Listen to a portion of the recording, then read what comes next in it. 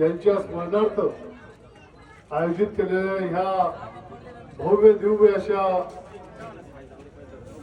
Tennis ball cricket टुर्नामेंटच्या समारोप प्रसंगी या ठिकाणी बक्षीस वितरणाचा कार्यक्रम आत्ताच आपण पार पाडलेला आहे।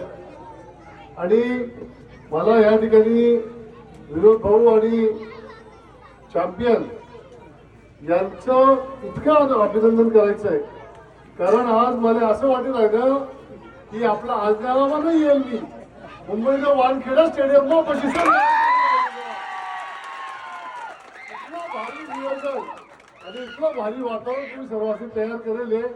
मला अशी वाटस की आते आई सगळं माहोल नक्की सर आज ना आम्हाला मुक्कामी लागोपाठ जाऊन मी इतकं मस्त नियोजन इतकं चांगलं क्रिकेटनं स्टेडियम तुम्ही तयार केलेले। विनोद भाऊ आणि चॅम्पियन तुम्ही दोन्हीच ना त्याला नाव दिलं आहे की मला माहिती नाही चॅम्पियन चॅम्पियन होतं म्हणजे मी चॅम्पियन पण खरंच चॅम्पियन तुम्ही तुमच्या आजोबांचं नाव या ठिकाणी आज खूप मोठं झालं, कारण ज्ञानदेव दादाला तुम्ही सर्व तरुण मंडळींनी बघितलं असेल की ते मला माहित नाही, पण मी ज्ञानदेव दादाला लहानपणापासून बघितलेलं होतं। आणि ज्ञानदेव दादाचं काम फक्त या गावापुरता नाही तर या पूर्ण तालुक्यात नाही तर जिल्ह्याभरामध्ये काम होतं। आणि कुठेही भेट झाली तर माझ्या माणसाला माझ्या भटक्या विमुक्त माणसाला त्या ठिकाणी न्याय मिळाला पाहिजे याच्याकरता कलेक्टर पर्यंत नाही तर मंत्रालयापर्यंत जाऊन धडकणारे आमची ज्ञानदेव दादा।